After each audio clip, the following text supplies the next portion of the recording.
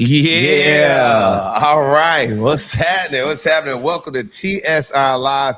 Now, we have sad news to start the top of the show. It has been reported that Grammy nominated Memphis producer Take Keith has reportedly passed away at age 29.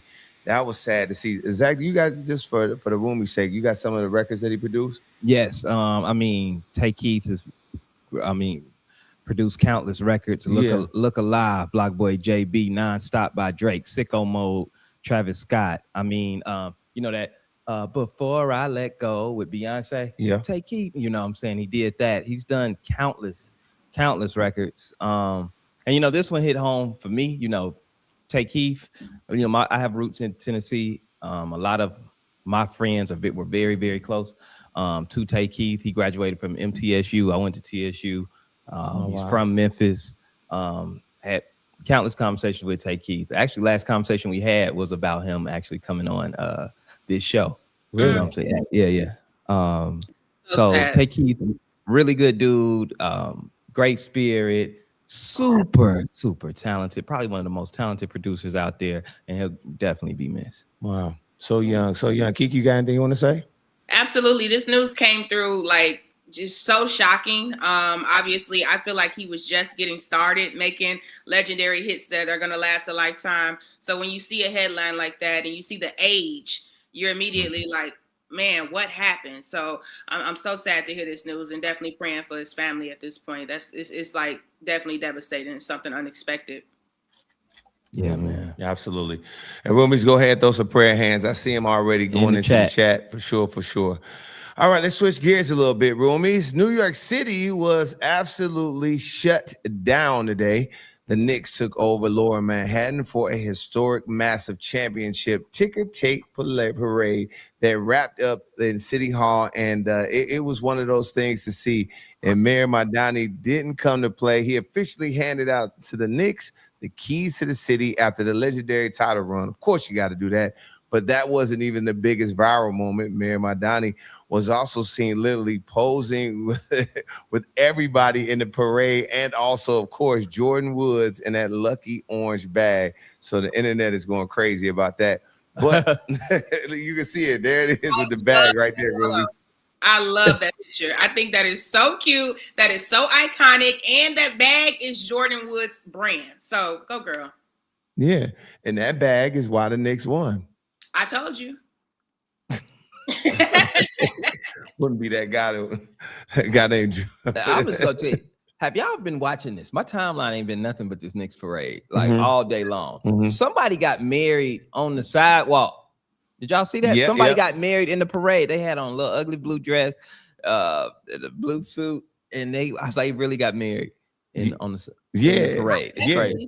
And I'm actually, Roomies, for wondering why I'm not there. I'm virtual in DC today, and you can even feel the vibe of what's happening in New York out in DC. People are walking around the town in their Knicks outfits, in their jerseys. So the celebration on the East Coast is crazy right now. Wow. Yeah, it's a big deal. And a lot of people are making a big deal about that number 33, who happens to be a player on the Knicks, but it's also Patrick Ewing's number. And people are thinking, like, how could you have it? But he's actually on the team, the guy that has Jones that has 33. And his name was up there like all the other members of the team. I think it's crazy, though. It's crazy for the Knicks to have not retired Patrick Ewing's jersey. It doesn't make any sense. Doesn't make any sense. But let's take a look, man. It's not just a celebration. It's already a major political conversation brewing. Knicks owner James Dolan, who has famously invited Donald Trump to Game 3 for the finals, he just confirmed that the team will accept an official invitation from the president to visit Washington. All right, let's go ahead and ask the Roomies this. Roomies, do you think the Knicks players should pull up to the White House, or should they skip the visit if their hearts are not in it? Let's bring in our virtual guests and fellow roomie to break this down. Come on in. I didn't know they accepted. How y'all doing, first of all? Hey, y'all. Hey, what's up? I mean, to accept the invite to something so somber after you are so high up. Like, if I want to see somebody in a public defender suit, I can go to court. I don't want to go eat McDonald's with Trump and all the negative press surrounding it. Like, this is such a momentous occasion after so long. And to just have to involve public defender suit is just crazy. It's no You way caught that that man public I would be defense. going. Mm. See, the thing is, I expected the owner of the Knicks to accept this invitation. He's also the guy that had him at Game 3, the only game that the Knicks actually lost, that let Trump come in there with his bad energy and mess up the crowd and even the parties outside of the stadium. So this doesn't surprise me that he says the Knicks accepted the invitation. That doesn't surprise me at all. Matter of fact, he can say that because he owns the team, but the players aren't going to go. You know what I'm saying? You can say that the Knicks accepted the invitation because you own the team, but I guarantee them players not showing up. And if their heart's not in it, they shouldn't go. If you feeling your heart away, you should not have to go, and you should not be penalized for not attending if that's your choice. Absolutely. Let him go. He accepted it. He said, yeah. They didn't. Right. Exactly. Now that's gonna be interesting. Now that this is the part about this that gets confusing to me, where I get it, your heart's not in it, but now everybody's gonna look at the people that go crazy, because a lot of times people say it's not about the person that's in that house. They want to go to the White House, they want to see it, they want to experience it, and there's some people that just go, they don't care who the president is. So, but now they're gonna be looked at crazy or some type of way. Yeah, you gotta know that come with that. If you go, you know what I'm saying, you got to expect that's what comes in, because it's not just going to the house at this point. It looks like you support what's going on in the house. Yeah, if you go over there. So be careful if you want to go over there. Absolutely. Yeah, let us know in the chat too. What do you think? If you got the invite to the White House, would you go? Tell us in the comments. Please do. All right, Rumi, tell everybody what's your name and where you from before we let you out of here. I'm Mary Lee from Chicago, Illinois. All right. Hey, Mary Lee. What's happening? Thanks a lot for joining us, okay? All right. Peace, y'all. See you. All right. Now, we're keeping a close eye out on this next story because a boxing legend is facing some incredibly serious legal trouble out west. They're saying Floyd Money Mayweather is officially facing 2 heavy felony charges in Nevada. Now, prosecutors are alleging theft and intent to defraud after he reportedly wrote a bad check to buy a luxury AP watch worth $200,000 out in Vegas. Now, I got to ask you, Roomies, get in the chat. When you see a mega wealthy celebrity get caught up in a bad check scandal, what do you believe? Option 1, it's a rich man's glitch. It's just a bank error, a frozen account, or a corporate misunderstanding. He still got paper. Or is it option 2, the money is running out, the lifestyle is catching up to him, and the cash is drying up, and it's all for show? Let us know, Roomies. What do y'all think? Kiki, what do you think? I think this has to be some type of mix-up. First of all, who's still writing checks in 2026? Okay, so I feel like, it's one thing to be like, his debit card didn't go through, he did a credit card that, he scammed, he used a different account, but like, he wrote a bad check. I just don't feel like that's true. And if the money's getting funny, I would hope that you're not going to buy an AP. You know what I'm saying? Like, let the check bounce for you buying some groceries or, trying to do something around the house. But buying an AP when you don't have the cash, I don't think Floyd would put himself in that position. He's already getting back in the ring from time to time. So if he's willing to go out and work for the money, I feel like he truly thought he had the paper. Yeah, I agree, Kiki. I think that check it was something that happened because Floyd Mayweather has plenty of watches. It's not like he has to get this AP to flex even more. Like, he's got plenty of watches, plenty of cars. Everybody thinks he's rich. He might walk around with 200,000 cash on him. Right. So it's a misunderstanding. Them baby mama Birkins. He buy all the girlfriends Birkins here, Birkin there. Start taking some of them Birkins back if money getting funny. You know what I'm saying? But I don't think Floyd to be out here just bouncing checks. I think he probably thought he had it. I do think he thought he had it for sure. He's not gonna go buy AP like you said. But this is another classic case of somebody that got money coming out their ears and has been taking care of a lot of people. You don't know. It could be getting thin. At least that account got thin, because I'm sure a person like him has multiple accounts. All of his money is not just sitting piled in one checking account. Facts. I don't think so. So he probably thought that account that he was writing that check from had more money in it, but still, he is a person that takes care of a lot of people, and that's just not gonna go on for a lifetime. I just don't see it. That's why he still got a box. because he's still taking care of people. If he really could just be living on his interest for real. Yeah. And he did file a big lawsuit not too long ago against some of his financial people. And I think there was some mismanagement going on with the funds. So them people probably just stole all this money, child. But Floyd, you need to do a good audit, okay? You need to figure Out of that account.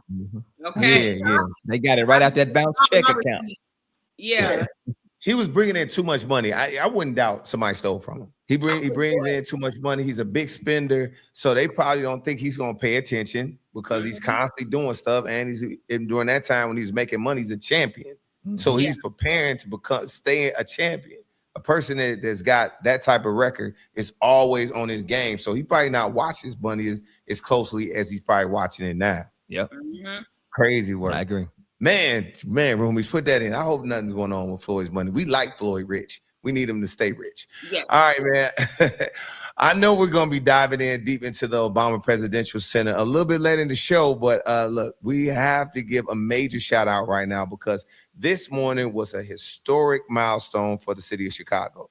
Of course, President Obama hosted the official grand opening ceremony today, complete with a massive star-studded concert that literally had the entire South Side dancing and smiling, celebrating. Kiki, did you get a chance? Because I know this was all over my timeline. What did you see?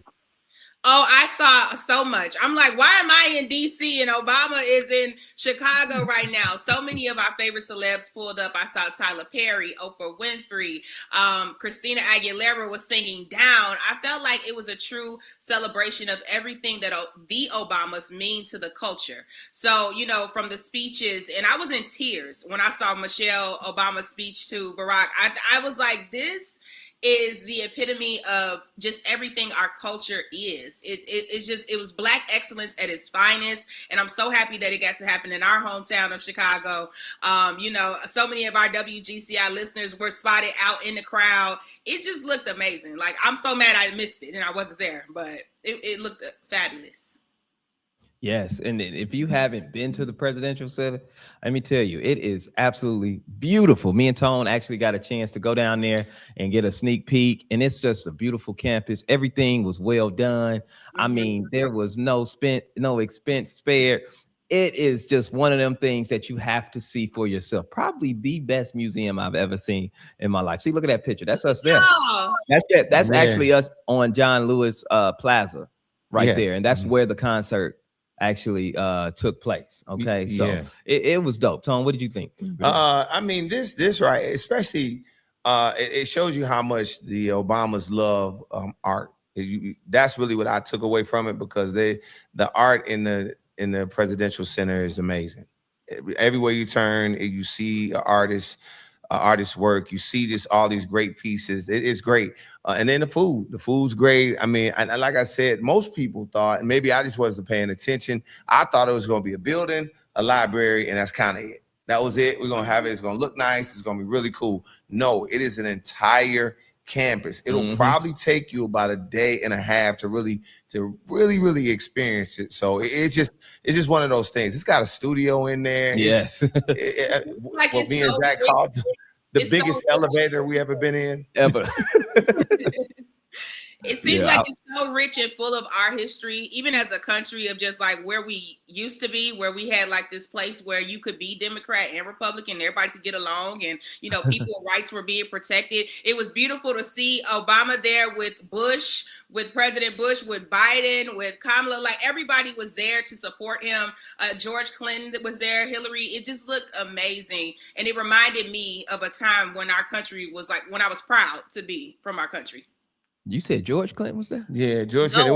George Clinton wasn't there. Wasn't no marijuana there. It was Bill. It was Bill Clinton. We know. I'm messing with you. George Clinton pulled up. That would have been a time too. That would have been lit too. Yeah. He out of office now. We can't tell him what he can't do now. Right? It's legal in Illinois. All right, y'all. Let's pivot from history to the headlines, because it is time to jump in this TSR great debate. Self-proclaimed relationship guru Mr. Organic is completely setting our timeline on fire today with a hot take about relationship expectations and intimacy. Take a look at this. Every woman sells pussy one way or the other. But you sell pussy. No, I don't sell pussy. I sell companionship. You gonna f somebody if they do something for you. It's prostitute. All right. Well, Roomies, the comments are already moving fast on this one. We want to know where you stand. Does someone have to meet specific non-negotiable expectations before intimacy is even on the table? I want you to put it in the chat. Option 1, yes, check the boxes, establish security and earn the access. Or option 2, no, setting a rigid checklist makes the entire connection feel completely transactional. What do you think, Kiki? Well, you know you got to meet some standards when you're dealing with me. Okay, it's just a few things that I'm not going to tolerate, and I don't like to call it a checklist. I rather call it standards. Like, these are my basic standards of requirements, and we must meet them before we get in the bed together. That's just how I roll. And I know some women say otherwise, but for me, you're gonna have to meet a few things before I give it up. That makes sense. Tone, do you have a checklist before you're intimate, or anybody can get it?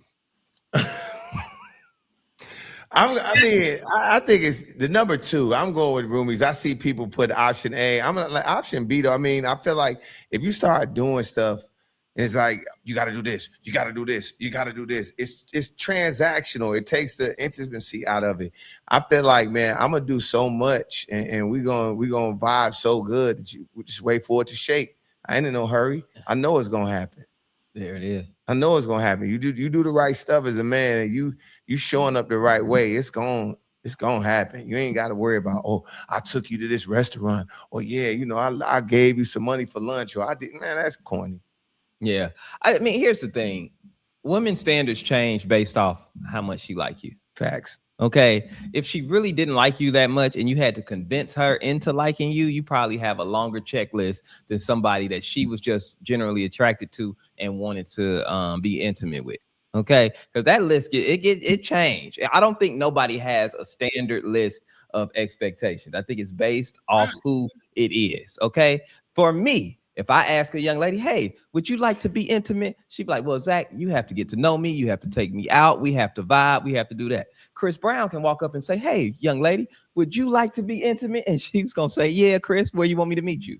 And it's just based off the person. Okay. He didn't have to take her nowhere. He had to check no boxes. Him being Chris Brown allowed access. So I think it's all BS. Shout out to the Roomies. And yes, we're going to have Saucy Santana in there. I'm watching the Roomies. The comments are, where's Saucy? Where's that Saucy? Don't worry. Saucy's definitely coming up on the show for sure. Zach, what else we got going on? Well, we got UK Prime Minister Keir Starmer announced a sweeping ban on social media access for children under 16. Now, following a massive national consultation where 9 in 10 parents supported this move. Now, I want to ask you this. Does a total ban actually protect kids, or does it just leave them completely unprepared for the real digital world the second they turn 16? Okay. All right, but let's take a look at we got some sound. I want to hear from that. Let's take a look at that real quick. This is a big step, real change for our children and our future. Because today I can announce that the government will ban access to social media for all children under the age of 16. This is not something I do lightly, and I will not present it as cost-free, as if social media has brought no benefits to young people, because clearly that is wrong. But government is always about choices, and it's clear to me that a full ban is the right choice. We're taking world-leading action on gaming services and live streaming platforms, where, at the moment, strangers can contact any child unchecked. Just think about that. Is there a situation in the offline world where you would just let your child pair up with a stranger, an adult that you don't know anything about? No. So we're taking action on that. Yeah. I'm happy. Whew. All right, cool. No more social media for young people. That's cool. I hope we take that in America. For real. Yeah, I agree with you, Tom. I don't think this is a bad idea. I feel like children have so much to live through when you're coming up to those ages of 16. And I feel like I remember we were outside, we had activities, we were into things, we were getting to know people and living life. I feel like this generation doesn't get a chance to do that because they're living it through their phones. And a lot of that is not healthy. And I also feel like children don't need to be exposed to everything at such a young age. Some things you can save and wait to a certain age and get that exposure to. And I don't think social media is something that they absolutely need to survive. I think taking it away will open up their eyes to so much more in the world and help them build so much more character before they turn 16 and become screen zombies like the rest of us. Right. I'm okay with the ban. I just think 16 is a little old. You know what I'm saying, for that ban, especially while the rest of the world has it. Now, if we did one general ban for everybody, that would be fine. But if it's just this country just doing it while everybody else has social media, while everybody else has access to everything else that is going on in the world, we didn't have necessarily social media, but we still saw things that we were maybe too young to be taken in. It wasn't on social media. We was watching it on MTV. We was watching Uncut. We was watching this different thing. I don't think that you can police that. That's up to I think that's up to the parent. Yeah. I get it from that aspect, but I do think, and I want to hear what the Roomies got to say about it. For real, it's not about, to me, it's not what you're seeing, because you can get to what you're seeing anywhere. We know kids can find whatever they want to find. What it is the trolling. There are kids that are getting virtually bullied. There are people that are learning to hide behind those fake profiles to virtually bully other people, tell other people's secrets, do all of these different things to kids when they're not old enough to really handle that stuff. And I think that's where it comes in. I think we're seeing kids, viral fights. We've seen children fighting. We've seen all of these different things. I think kids don't need to see at that moment, and at least have the people commenting and talking to them. That's all. That's all. I think it's just a different form, though.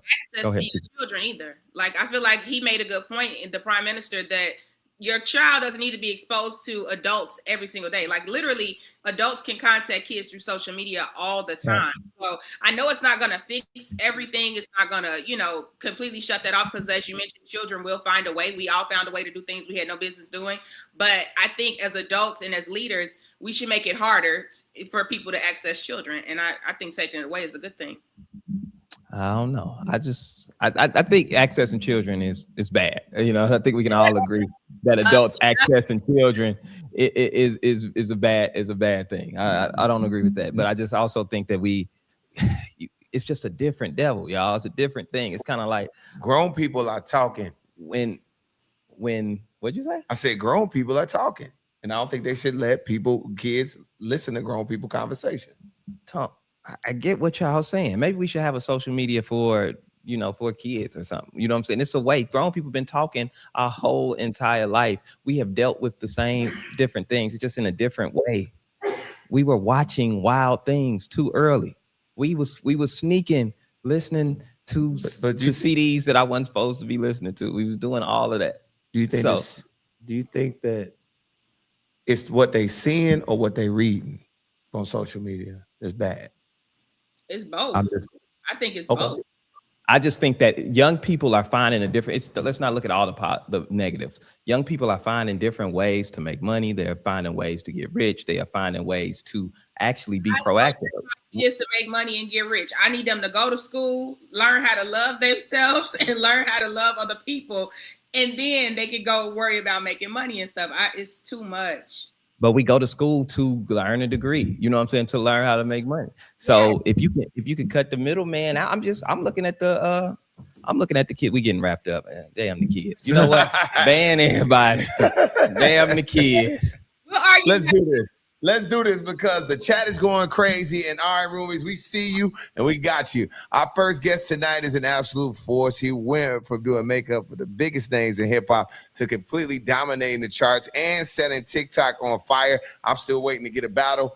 He is undisputed king of manifestation and the viral hit maker. Roomies, make some hearts, put everything in the chat like you've been doing. And welcome to TSR Live, Saucy Santana. What up?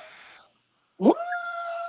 Make some noise, y'all. What the fuck? Hey, we can't don't get us cut off already. I'm sorry. It's all good. Hey, Saucy. It's hey y'all. Is it okay if I'm live streaming, or do you want me to cut my stream off and they tune in here? I don't want to get in no trouble. Tell him to come over here. Oh, come on Bring over him Okay, over here. so here. cut my stream off. Yeah, tell him Yeah, to come. Bring just him for over a here. Tell him second. to come over here. Okay, chat. So go to the shade room. Go on. Instagram Go on their or go on their YouTube. story. Yeah, go on Instagram. Go on their story, and then go through their stories. You are gonna see thing of me, and then press that link. Chat, y'all, come on, just in case they try to jump me over here. All right, I'm see y'all later. Sam, thank you. Sam, come to shade room and watch my interview. Dominators, y'all come on too. They might answer my child there. All right. There Okay. it is. Live stream right Live there. streaming, man. Listen, they do not play. They do not want me to go. Come on, Saucy. We want you to break records over here like you did on Cam Newton show. Congrats on hitting them Hello. faster than anybody, any of his guests. I love to see it. That you know what? At first, when my manager first said that to me, I was like, oh, okay, period. And then I was thinking, I breathed back, I was like, no, that's iconic. Like that really shows the impact and influence that I have, and to only have been started, rapping since 2020, but just to still be that impactful, you know what I'm saying, amongst some of the biggest people that's been on Cam Newton. That's T. It really is. And I enjoyed that interview from start to finish. Like y'all had me locked in. I feel like teaching Cam so much game during the interview. And I know you've been saying, did we lose Saucy? Oh, there he is. Y'all, Yes, y'all see? You we back? see you. I had to turn do not disturb on. Okay. Can you hear us good? Is I'm here? Yep, you hear I'm me. here. I'm good. Okay. But Saucy, I know you mentioned now you are in you first of all, your new song for the hoes. Okay. You doing it for the hoes, friend. For the hoes, we in our whole era. What does your whole era look like? Huh? What does your whole era look like? My whole era that's a good question. My whole era is just us having fun. I feel like, when you're in a relationship, it's like everything is neat napkin, girl. The skirts gotta be below the knee, girl. You can't do this, you can't do that. It's you in wifey mode. You cooking and cleaning, girl. You gotta fold the boxes and all that, You gotta watch what you say, watch your mouth. So it's like once you just coming from being in a relationship and being into your whole era, we just outside having fun. We outside with the shits, bitch. I'm lit. I ain't coming home to 6. Shoes off, wig, crooked, mouth twisted, stomach growling, growling. That's how we got to go with it. So we just having fun. And I feel like it was so crazy. I was just telling my chat earlier, being in your whole era don't even necessarily mean like you gotta be having sex or you gotta be doing that. We're just having fun. I'm with this nigga on Monday. I'm with this trip on Tuesday. I'm in Chanel on Wednesday. I'm in Hermes on Friday. I'm just having a ball, babe. Yes. And these niggas going to that go y'all bed.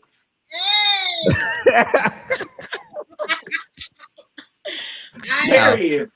See it. I love to see it, Saucy. You have been giving so much to the culture ever since you popped on the scene. What would you say has been like your biggest lesson so far, though, being in the public eye? My biggest lesson, I think you got to be mindful of. You got to be mindful of what you say. I feel like in interviews, on socials, in comments, one thing I really hate to see is somebody with a platform talking bullshit in the comments or just saying stuff and I'm like, girl, you couldn't have called your friend and said that, or like you couldn't have, like when before I became famous, I said a lot of stupid, ignorant stuff on Twitter, like, but I wasn't who I was then. So I'm, what I'm saying, I didn't know. Now I know that I have a responsibility and I am the Saucy Santana. So I gotta, you gotta watch your mouth. You can't just blurt out everything. You can't just You know what I'm saying? Sometimes I gotta call her. She be like, "Girl, you seen that? Girl, bitch. Oh, girl, I can't be on my live stream saying, oh, chat. Let me tell y'all, or I can't be in the comments like, oh, couldn't be me. You can't do all that. So I think that's a lesson that I had to learn. And last question before we get into this game, Saucy. Right before you came on the show, we were having this debate about the UK taking away social media from kids until they're 16. What do you think about that? Agreed. I think that children have way too much access to this internet and stuff. And I think me as an adult, even though a lot of kids love me, I ain't making my content for them. When I'm in there rapping them songs, bounce that, shake them, all that, I am not thinking about, the youth. Sometimes when I'm on my stream or when I'm just uploading stuff and people be in the comment like, oh, it's kids on here. Baby, this ain't the content for kids. They don't have no business on here. You know what I'm saying? So I think yes, that helps protect the kids because kids is exposed to way too much nowadays. It's like a lot of this stuff they still shouldn't even be seeing, shouldn't even be experiencing, shouldn't be repeating none of that. That's why you got to YouTube for kids. That's why you got to, you know what I'm saying? That's why different things have filters. TikTok don't even play that. You put a kid on your live stream, they banning you. Yep. And I think that's great. Yeah. Saucy, I got a question real quick before we get to the game. You were saying you know who you are right now, and you just kind of. So do you let people slide if they try to say something and play with you, or you still gonna go? A lot.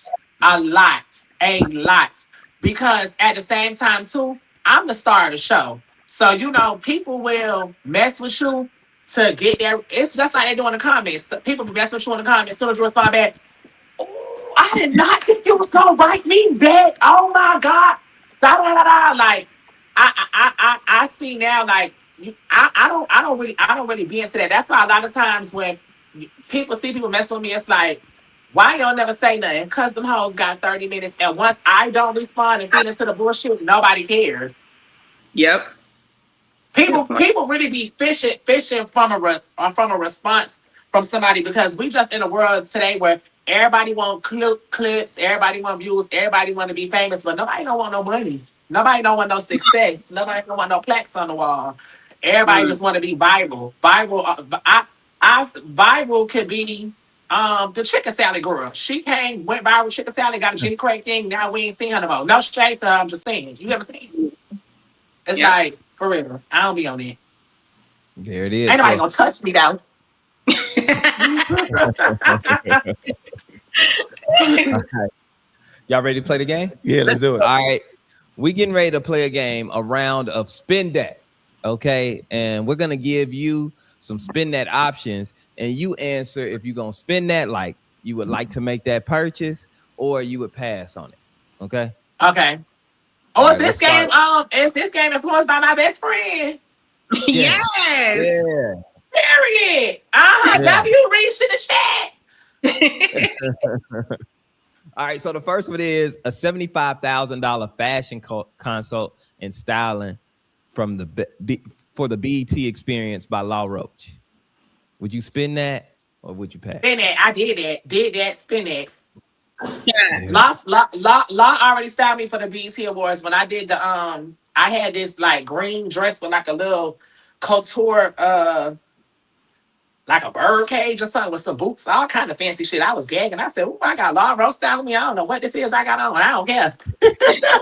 Then I had on like these Balmain boots. I performed in the I had the Balmain, the Rick, everything, baby. Law got the pieces. Spin it. Money well spent. Yeah. All right, let's do a music collab with Beyonce for the homie fee of $350,000. But you get a Beyonce. Spin it. Yeah, I think that's a no. I've been drinking watermelon. Me too. That's the collab we need. Come on. I'm spinning that, baby. I'll get in the bank account on that Beyonce feature. Yes. Okay. 200. Now they're gonna pay you $250,000 to perform at Donald Trump's 250 America Fest on July 4th. I ain't got time for that. All the West things on that. I just try to figure it out somewhere else, baby. I ain't got time to be acting boo, tomato, girl. I get it. Now I get back online. Everybody got their face balled up at me. Nah, baby, I'm cool. I'm gonna get my Beyonce feature. I ain't got it going to be doing all that after that, babe. All right, and speaking of that record, I'm now gonna the street. perform with Obama or something. Take me to an Obama concert. Yes. Ain't mad at this. We just had one in Chicago. See, now I take the 250 for that right there. Me and Michelle. I know Michelle know how to do the chicken wing.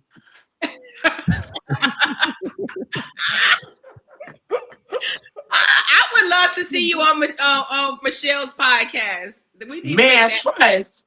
Yes. That's That'd her. be funny. That'd be crazy. Now, Saucy, the streets have been talking, and we want to know. We want you to set this record straight. Did you write the record? Spin that for Young No, Man? Carisha wrote it. Y'all can't tell. I like a gangster ass nigga making more than 10 figures. I'm a damn ass fish frying with you in a splat. A splat is a Miami thing. Like, that's a hot cop. It's so crazy that everybody always think that I write her records. Maybe because we best friends, maybe because we Florida girls, we talk alike, but she literally came up, went to the studio, and she just was like, this my vibe, this my energy, and this what I want to do. My name ain't in the credits. Y'all can check the credits to see who wrote it. Tough. Dope. Y'all gotta Tough. spin that to my best friend. Y'all gotta give her the credit. I know y'all trying to count her out, and I know everybody who had backed her against the wall. That's all Reach, baby. She came out. Yep. She came out shooting. You can't. Shooting. You That's a gotta hit. give it And to she her. got more. I'm so happy for her. Literally, I'm so happy because I was there. Like it was us. So to just see like what staying down, being humble, hard work, and dedication could get you is so inspiring. I So can't you done wait. heard the whole project already. You heard she got a project already? No, Come on. don't try to get all the teas out of me. I just know the music good. Music is fire. Nah, I'm proud of her. All right, for sure. What about your music? Any new music? What's going on? Yeah, so For the Hoes is out right now, and literally like seeing that been having me so hard in the studio. I got some and you know one thing that I learned from watching her journey, and it's something that I applied to my music. I seen her scrap a whole tape that I thought was fire Mm. and keep going to now hear the new stuff. I'm like, oh, I ain't gonna lie. I thought that was some shit. This is some shit. So I literally just did. I was like, you know what? You really do gotta be up in that studio and just keep hitting. And it's like, I've been in the studio so heavy for these past couple of weeks, and I thought that my project was done. Now, the stuff that I got, I'm like, oh, okay, this really that one. What I had probably like a month or two ago, what I thought was that one, like this what I got now, it's really it. Like I'm in my bag, I'm flowing. It's the right time. It's that season. So I'm excited for my new project. All right, cool. Dope. We're Now, definitely looking forward. now Yes, Saucy, now, summertime. Look, I'm like Sheree, spring summer. Spring, summer, fall. Nah, it's for sure on the way. For sure. all right. You know, Now, so, you know, summertime, this my era when it's hot outside and the coochie cutters come out and it's time and it's time. Yeah, it's tricking season. Well, tricking season all year, but definitely this summer I'm outside. That's that Miami, boy. yeah, tricky. That's crazy. that Miami, man. Where the All right, tricks? Now that love I'm and ready hip to hop, ask y'all for something right now. Not the way this child support set up. W dad don't you paying it? Some niggas don't. all right, Saucy. Now that love and hip hop is ending, what was your favorite and worst moment on the show? My favorite moment on Love and Hip Hop probably was being able to show the dynamic of like me and my mama. We had ended up going to this house for the gays, And like my mom was able to sit with me and listen to people's stories. So they have like a shelter kind of home for kids that's like, get put out, or, when you come out gay, your family disown you and they kick you out and you really left on the streets. And so she was able to just connect with them and hear, what I'm saying, they different stories. And I think it was a moment that brought us closer. And I was so happy to see her be able to love on them, because when I first came out, me and my mama butted heads, and it was kind of a similar situation like, hey, baby, you want to be grown, you want to be gay, you got to go. Okay, bye, watch this. And, sometimes parents don't know, how that feels to a kid. It's like, dang, like, you ain't messing with me just because I am how I am. So that was the moment that I loved, that me and my mama got to share that, and she got to experience that with me on TV as well as in real life. Uh, what I don't like, what I didn't like about Love and Hip Hop is the fact that they don't be having no motion. So it's like, I ain't gonna say they don't be having no motion, but really, the more drama you produce and the more storyline of it all and all that, you know, it's like when what I can say is when somebody don't have nothing going on, I don't like being in no bullshit to have something going on. Like I came on there really with what was going on in my life. You know what I'm saying? So it's like if it ain't going on, it ain't going on. I'm not getting up. I don't want to sit down at lunch having cocktails and I say, oh, I know you and what's name don't like each other, but I invited her here today so that oh, please, like, girl, I used to be like, bye, call this driver, I'm out. Please. Like, no. That's the only part I don't like. It's like, I know y'all don't like each other, but I invited both of y'all to lunch. Cause I just want y'all to talk. Like, Yeah. please, leave me alone. All Would you right. ever do reality TV again, Saucy? Yeah. I would I liked it. I enjoyed College Hill. Okay. I think the next reality series that I want to do, and I've been pitching it is I want to do like a day in the life, with me, and like ideally it could be me and Carisha, or like me and my best friend Mitch, the hair physician. If y'all follow me, a lot of people know hair physician, Yeah. and I want us to kind of have like a series where we going to do different things like on Wednesday, we going to milk a cat. Like we want to be Oh, farmers. Like Paris Hilton and Nicole yes, Richie. like that. Yeah. Imagine me going to milk a cat. That would be hilarious. We lost Oh, Saucy. Saucy. all right. I'm here for the show though. Okay, we do need some type of reality show with Saucy and Carisha, even Mitch. Like they could do something like Nicole and them, or something like Tiny and Toya back in the day. I think that would be cute. So Look at you in your producer bag, I see Kiki. you, Kiki. okay, Yeah, I'm your just trying to get a producer little guest bag. appearance or something, trying to come on there with my little fake go yard bag. Can y'all see? I don't know how if I got my phone on do not disturb phone calls is happening. Somebody hitting notify anyway, and they know you on live. Yes, Mhm. please. No, this. Or you got them Anyways, on the list. no, I don't even know how to work do not disturb. I hate people with their phone on do not disturb. I don't pay that. If you trying to call me and spin that bag, I need to be able to hello. Yeah, what up? It's on the phone. Bag. No, but what's the last thing y'all heard me saying? Like the Paris Hilton show, right? Yeah, Yeah. we talking about that. Yeah. Yes, like imagine me, blue wig nails, like gotta milk a cow. I gotta be a farmer, or like one day I'm going to take a hike, or my fans know that I can't cook. One day I gotta go be a chef and make lamb chops. And I just said I can't cook. Wait, the niggas that's watching, I was just playing. I throw down, boo, if you hungry. But like I just feel like that pair with me and one of my best friends is gonna go crazy. And you know what I think too? I think see with reality TV right now, I think everything is so like rah rah fighting drama, throw a drink, snatch a wig. You don't really got no comedic relief, and I feel like I gave people that with the Cam Newton interview. Like everybody told me they watched that interview, got Yes. they wine, got they roll up, and just laughed for 2 hours. So imagine me with like my own little series, like, okay, today I'm finna be a chef. Today I'm finna be a karate teacher. Today I'm finna take a hike. Now I'm halfway up the thing in Arizona somewhere. My wig done slid back. Like I'm aggravated. I just think that'd be so funny. That's what I really want to do. We're here for it. Outside of my music, if I had to do like something in TV, it would be that. So any producers out there, you know what I'm saying, y'all, this $1 million, you know what I'm saying? Right. Oh, Roomies, drop Um, in the chat for Saucy. Dang yeah. Absolutely. All All right. right, Saucy.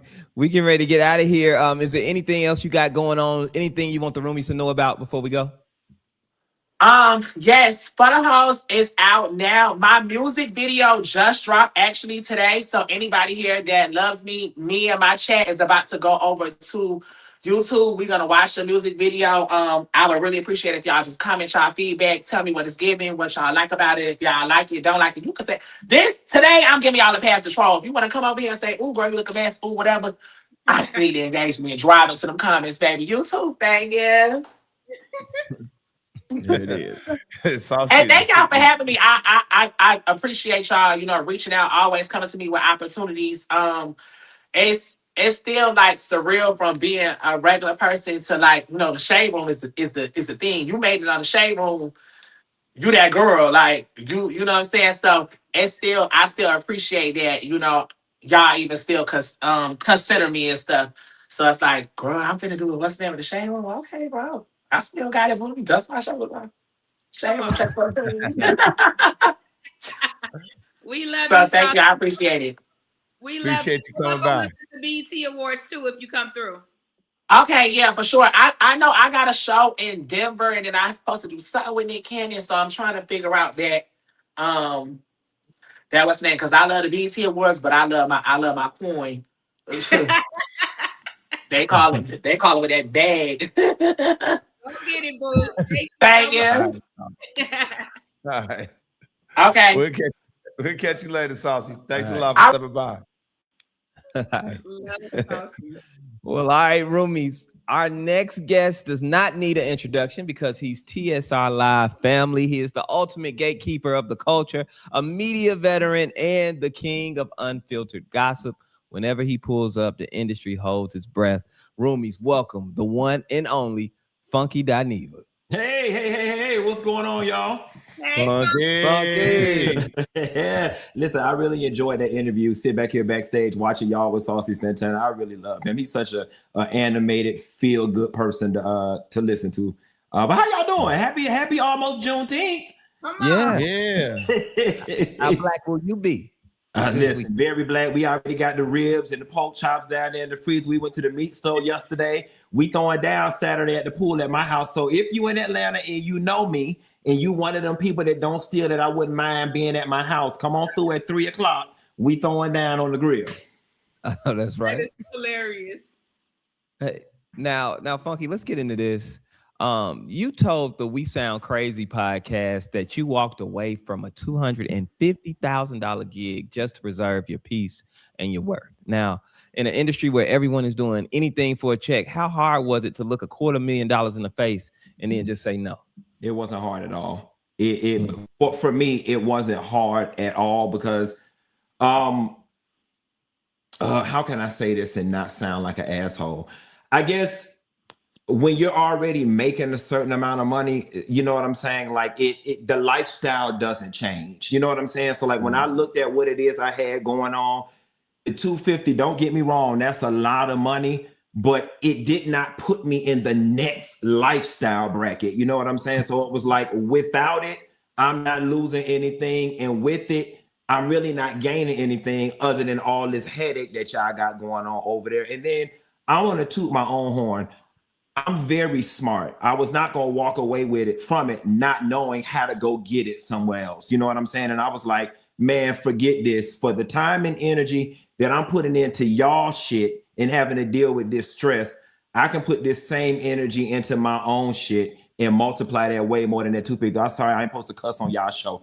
But It wasn't hard for me at all, especially too, because once you go from, listen, we've all had regular jobs at one point, and I'm not knocking nobody that works a 9 to 5, but once you kind of get out of that world and you get into this entrepreneurship world and you figure out, oh, I can sell product and make 50 grand over here. I could get on the road and make 40 grand over here. I can go do this for 30 grand over there. Those little dollar amounts don't excite you anymore. I need to get there. them dollar, I mean, that's the beautiful thing. All my entrepreneurs out there and people who are in sales, your income potential, the sky truly is the limit. And that's one of the few things that I do love about entrepreneurship and the content creator world. What you put in, there's a direct correlation between what you put in and what you get out. You know what I'm saying? And so, yeah, I walked away from it, but I also knew what I had to do to make it for myself on my own. So it was very easy, especially when my piece was on the line. Yeah. And a salute to you. You and Saucy are some of the top creators that's out there. Y'all definitely monetizing everything that y'all got going on. So salute to you. Thank you. Hey, you've been pushing out some fire content like always. We gotta switch this conversation. Let's go ahead and start with Diddy. Now we know what Diddy got locked up for. Do you think prison is going to rehabilitate those type of desires he has? Not 50, locked up. Not 50 months. Not 50 months. That's not 50 months. You got to understand something. I think Diddy and a lot of men like him suffer from a king complex. Now, one of two things can happen when Diddy gets out. He can come out on some humble, I found Jesus, I found Allah type stuff and be a changed man. Or he can come out on some typical rapper shit. The system can't hold me down. I'm back, baby. Back stronger and ever before. And I'm finna go even harder to prove everybody wrong. But I'm gonna be very honest with you. Addiction, desires, lifestyle. 50 months can't undo 20-something years of living one way. I'm just sorry. Like the ratio is just not there. 50 months is a drop in the bucket compared to 25 years. I'm not in that man's heart and I'm not the Lord, but I'm just not convinced that 50 months, especially with no intensive therapy and rehab, is going to rehabilitate those desires. Wow. Kiki, you got something you want to toss at Funky? Funky chat. Let's talk about this. Jay-Z and Target. I saw your video. Good business move, or you think it's crossing the black boycott picket line? What are your thoughts? That was low down. I think that was a low down ass move on Jay-Z's part. And there are so many people right there saying, "Oh, y'all got selective outrage. What about when this person did it? And what about when that person did it?" And then it's also making me feel a way that there are so many other black people who are so proud to yell, "Well, I never stopped shopping at Target in the first place." Here is the thing.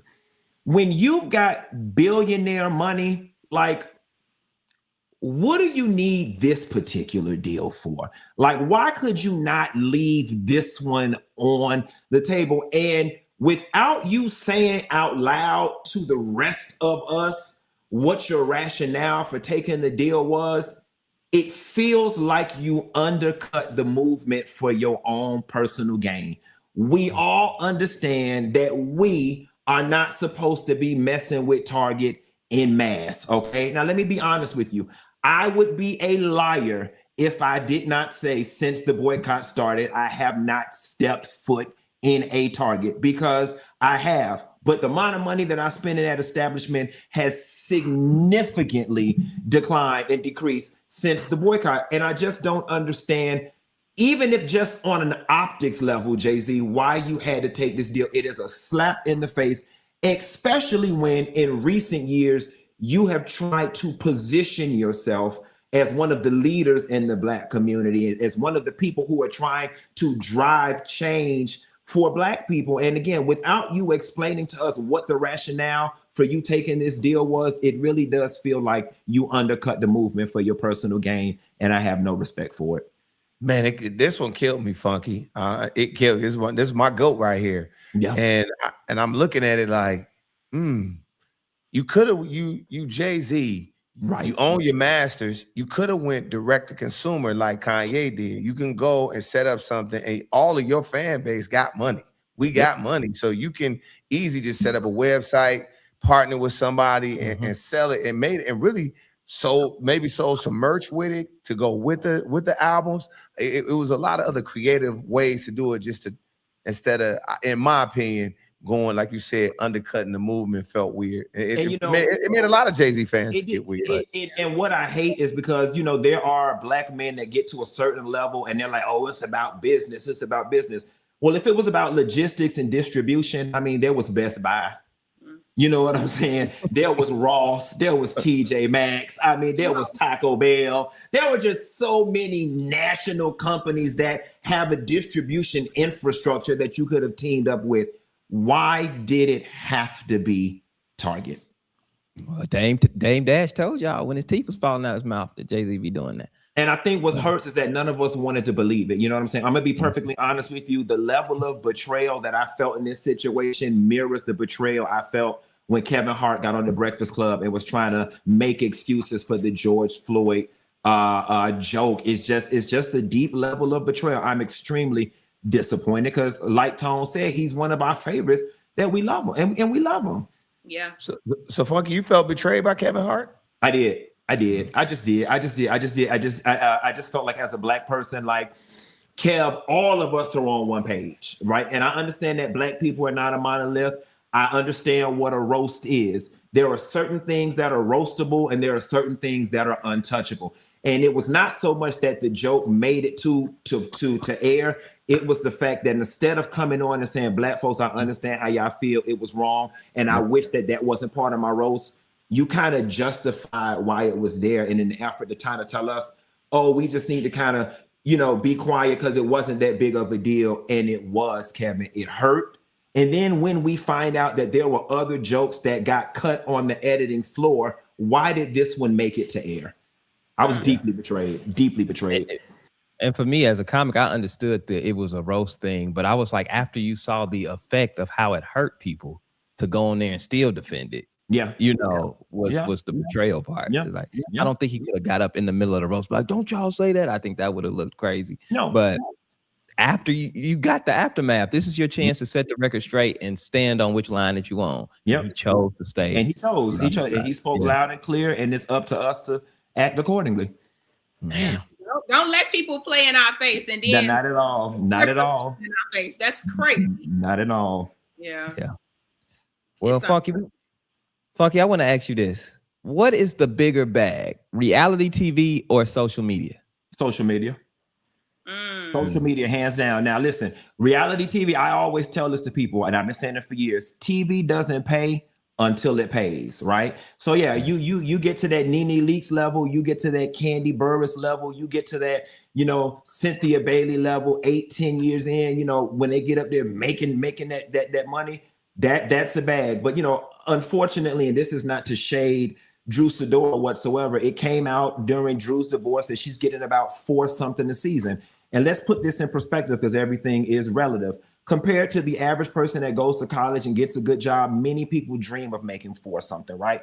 But when you start talking about what content creators are making and YouTubers and TikTokers, I mean, there are people who are having $100,000 weeks. There are other people who have $100,000 months. So when you start talking about having to do 13 to 18 weeks worth of filming, being embarrassed, putting all of your personal business out there in the streets for $425,000 when there are other people sitting in the comfort of their homes making substantially way more money than that, doing something that they love with their dignity and pride intact, social media is definitely the bigger bag. And there's more longevity, ownership, and creative control. Yeah. So now, don't get me wrong. I would love to get on a show and be, you know, get to the level where I'm making 1.2, 1.3 million, and TV done properly. You know, you leverage it to advertise some of your other stuff, but just initially right outside the gate, there are people who can get on TikTok right now and make $50,000 in a month in TikTok shop. You know what I'm saying? If they just make the right content. So social media is definitely the bigger bag. And lastly, because all advertising dollars are being diverted from linear TV anyway to the internet, all of the advertising money is resting in the internet right now. That's why you see networks collapsing, your favorite shows going away, and no new shows being produced because all the money is in internet advertising. And you spoke about that a lot in your interview with Carlos King, which I really enjoyed. I felt like we got to see a deeper side of Funky in that interview. But you also, I mean, talked about Carlos actually sat with Shamia as well. And I felt like we got to see a different side of her in her interview with Shamia. And a lot of people know Funky from starting out talking about Real Housewives. So what do you think about this season so far? To be honest with you, Kiki, and I hate to help stall y'all production, I don't watch that show no more. So I do not watch that show anymore. I'll be the first person to say it. I think the 5 black women that wear designer clothes and red bottoms and drive fancy car formula, I think that formula is so old. I think it's so stale. I think Real Housewives of Atlanta, Basketball Wives, Married to Medicine, and Love and Hip Hop are all the same show. I think after a decade of all of those shows being on the air, we ain't learning nothing new. We not getting no new peek behind no curtain. We already understand this one don't like this one, ain't gonna never like this one. So why are they sitting at the table at lunch anymore? And maybe it's just me evolving and getting older. You know what I'm saying? I'll be 43 in August. This kind of TV just does not interest me no more. So I ain't watched none of it. Wow. Wow. That's crazy. Married to Medicine. Damn. Yeah. You know, and then it don't make it no better that I live in Atlanta and I know these people for real. So it's like, it's one thing for them to call me when they get off of the scene. Let me tell you what just happened. And then to have to rewatch it on TV and see the way it was edited and chopped. And that ain't even the real story. And knowing what really happened, like reality TV, that particular formula is just dead for me. Wow. Well, Man, it's the last season. Man, so I mean, any other stories you want to talk to the Roomies about? That one just threw me.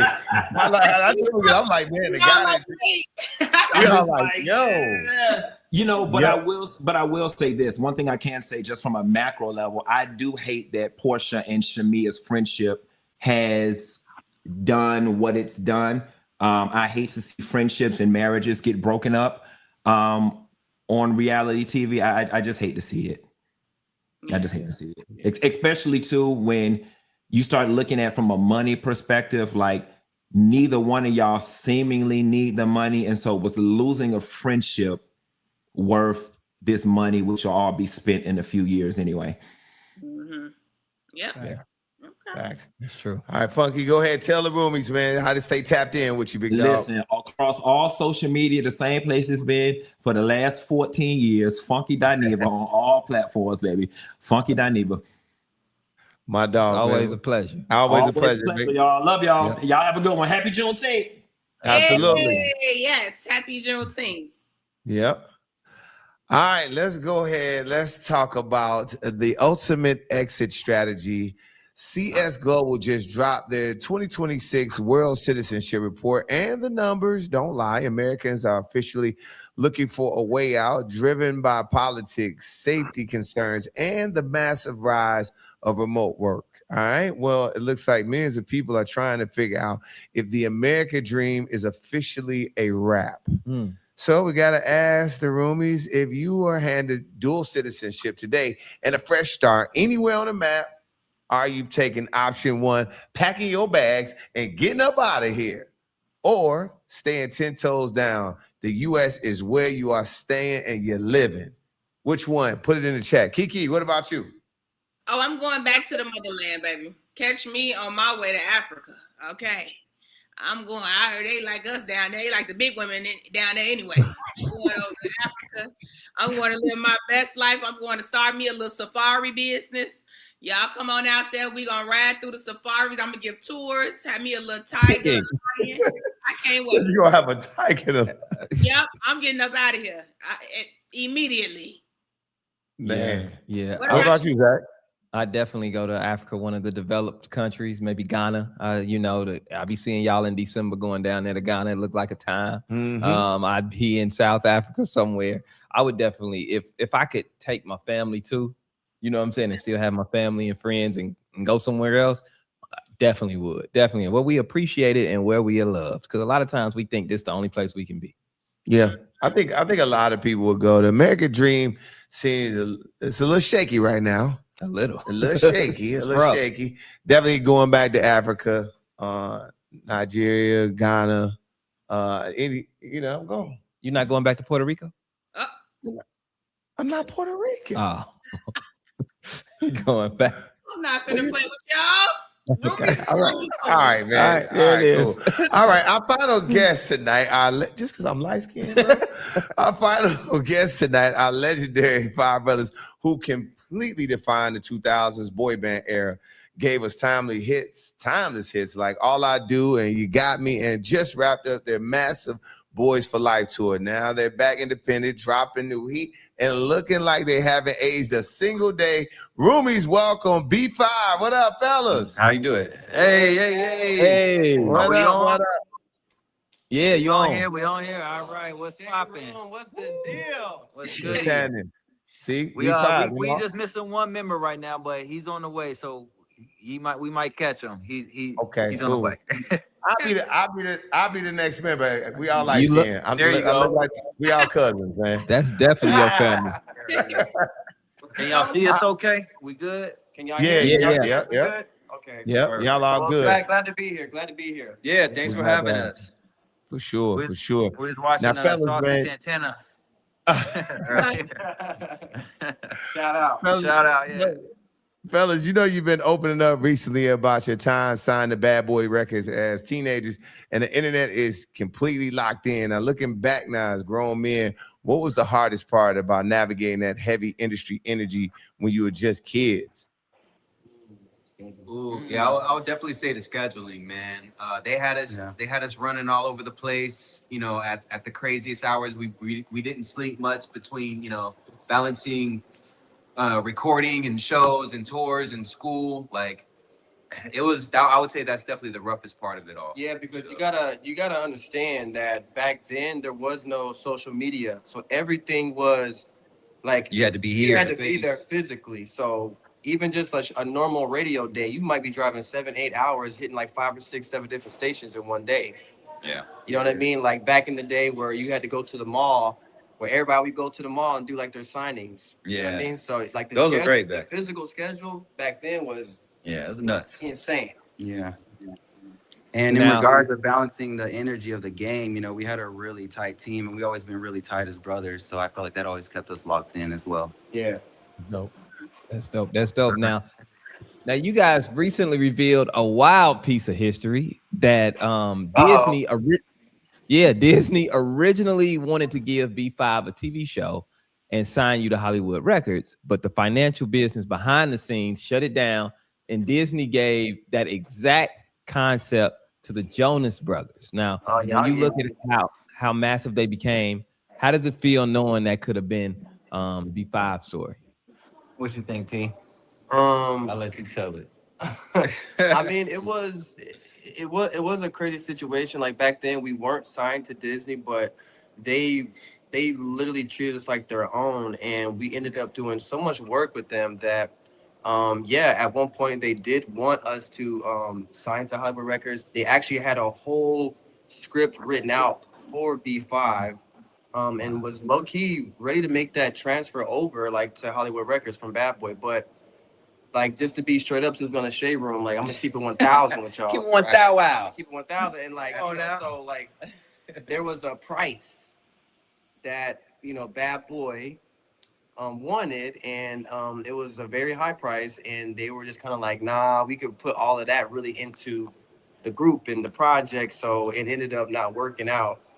And but the conversation was definitely had. Once that happened, like literally, the Jonas Brothers got, they slid in, and it happened how it was supposed to, I guess, really. But yeah, right. Or did he messed it up? Yeah. That's what you're saying?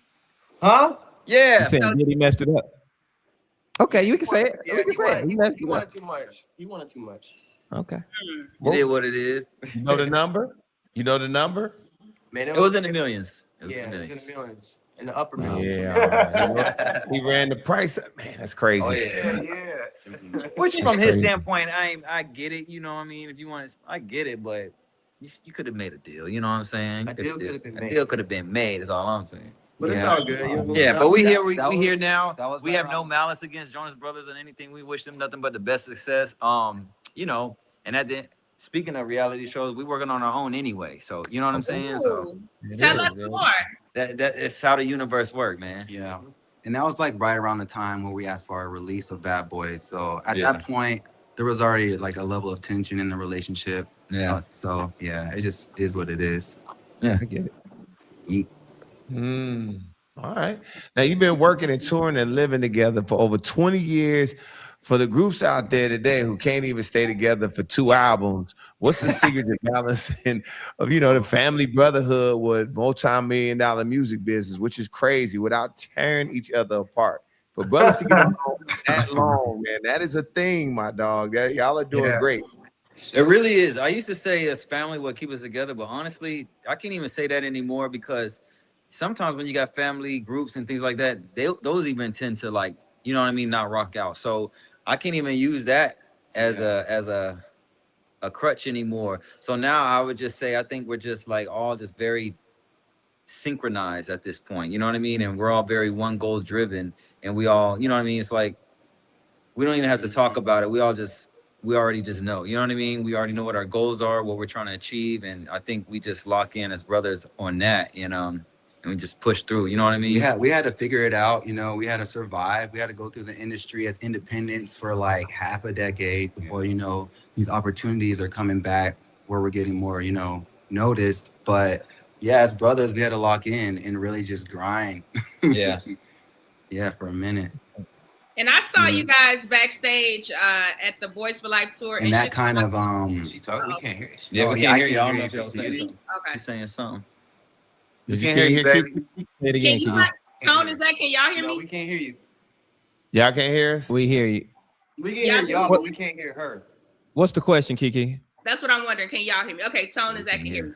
The question is just asking them, how was it reunited for the Boys for Life tour? The question Kiki asks is, what's it like? How was it reuniting for the Boys for Life tour? Man, that was for me. It was a full circle moment. Surreal. Yeah, it was a surreal full circle moment because it's something that everybody, the fans and everybody already knew that we should have been on previous tours. So you know what I mean? You had that little back and forth for the few years. So the fact that like on, I guess this year we ended up doing it. It ended up working out and being a beautiful thing. So it was a lot of fun because we got to kick it with a lot of the artists that we went on tour with before in the past. Reuniting with everybody and getting that energy back. It was revitalizing. And I also got to give a big shout out to Bow Wow especially, and actually his DJ Just too. I'm gonna shout Just out and Gary from G Square, BPC Collective, all of them, The man. whole thing started because Just reached out to me. That's what kicked off. That's what us kicked being off back that on the tour. Yeah. He hit me. He was like, "Hey man, I'm trying to make a play." We started working it out, and then literally like within 8 days before the tour started, like we got the okay. So within 8 days, we low-key had to get the show together, get the outfits, the routing, Very last minute, the lodging. So we was working overtime. But shout out to them because they really like started the ball on it. And what at their point, it was good, man, because we started like our first big tour was the Scream Tour 4 back then, and it was Bow Wow, it was Omarion, it was Pretty Ricky. So it was like Dustin said, it was like a full circle of getting back in there, and it kind of just felt like, like damn, like we never left, right? You know what I mean? And to get the reaction low key from the fans, and in the comments that we seen, who ain't seen us in a long time, who ain't known what we've been doing or where we've been. Like if you don't know, like follow B5 online. Yeah. But seeing the instant reaction from them, from like our nostalgic records, like it was just like, man, I always say it, like it's hard to put into words. You just had to, like you got to be there and feel that energy in the arenas. Like it was, it was so special. Yeah, it was amazing.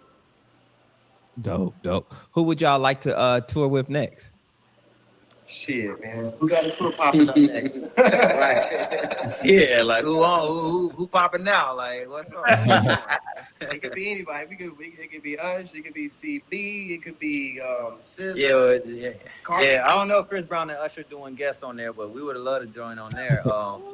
That'd be a fun. That'd be crazy. Well, let your boys pop out real quick. Yeah, that'd be crazy. Type shit. I mean, any R&B female, they're all amazing. Kalani's on tour. That would be dope to jump on hers. I don't know what SZA or Summer Walker doing right now if they're on tour, but Lotto, we tour already is all we know. We're ready to shut it down. And as you can see by what we did on the Boys for Life tour, you know, we ain't coming light. Yeah. There it is. Kiki, you got some more questions for the guys? No, we good. The guys, I mean, I'm just ready to see them back on the road. There you go. And I also want to promote the new single out right now. It's called ECA. So y'all check that out. We're going to drop a video soon. We got new music, a new album dropping soon. Got a whole new project coming. Whole new project, reality shows coming. Like, it's about to be B5 Mania real soon. Y'all about to see. So shout out to all the fans. Shout out to the Shade Room. Thank y'all so much, man. Yes. Stay locked on B5, social media, B5 Online, and we're going to keep y'all updated. We're going to keep y'all entertained. Get y'all tickets to the London show. We got a show in London. It's a new B5 era, so we in there. Yes, sir. Congratulations, fellas. All your fans, happy you back, man. We'll see you. We'll talk soon for sure. Absolutely. Love y'all. Love. All right, man. We got B5. We had a packed show, y'all. Yeah. Yes. I'm telling you, from B5 to Funky Dineva to Saucy Santana, it has been lit in here. Yeah. For TSR Live. Now, you know, the Obama team invited TSR into the Presidential Center, and of course, Justin Carter got all the receipts. Take a look at this. Baby, when the Obama team says pull up, are you excited or what? Do I look excited? Yes, I'm very excited. You better pull up. Hey. The Shade Room, we are taking you through there. We got a first look. You are going to see some beautiful things up here. The Obama Presidential Center, y'all. And listen, you know we nosy. The views from up top, what was hidden in his drawers at the Oval Office, and you know we clocked the food too. We're getting the receipts inside the Obama Center. This is a special TSR Investigates. Yeah, they did a good job. Looks like it's supposed to. The president said they nailed it down to the couches, the curtains, even the stuff that he kept in his drawer, his BlackBerry, and a letter that former President George Bush wrote as they made their transition. The feel of it, so smooth. That's Emily Bittner. She's the VP of Communications. She had us shook. She ain't tell us that right outside was a full display of some of the viral dresses that First Lady Michelle Obama wore over the years. We want people not just to see them, not just to remember them, but to feel what it felt like to wear them.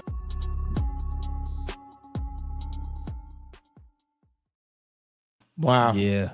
The Obama Center is just it's a beautiful place, man. I want to go there every day. I want to be above Obama Center. Kiki, you gonna go there and touch on those dresses? What'd you say? I said you gonna go touch on the dresses?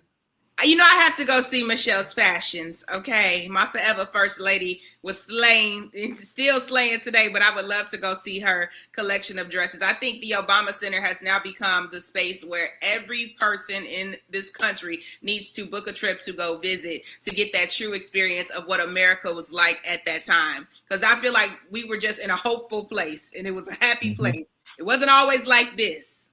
Yeah, we got to feel that past America today, but on the opening. But we back to reality. We woke back up. Back to it. But Roomies, we have to give you a great show today. Make sure you check out the full package from Justin Carter on TSR's YouTube page. And for us fellas, we'll be back in July. We had a very busy week because we are headed to LA for the BET experience next week. So make sure you tap in with us on the TSR timelines. Yes, and make sure you like and subscribe to the Shade Room's YouTube channel so you never miss exclusive Shade Room news and interviews. Until next time, remember to represent the culture with excellence. Woo, woo. Woo, woo.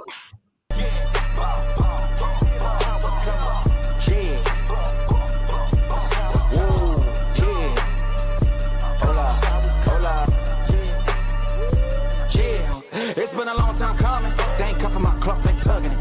Putting up numbers, 99 pounds, and I still kept it 100. Yeah, it's been a long time coming. They ain't cuffing my clock, they tugging it. Putting up numbers, 99 pounds, and I still kept it 100. Yeah, who don't play, play, play.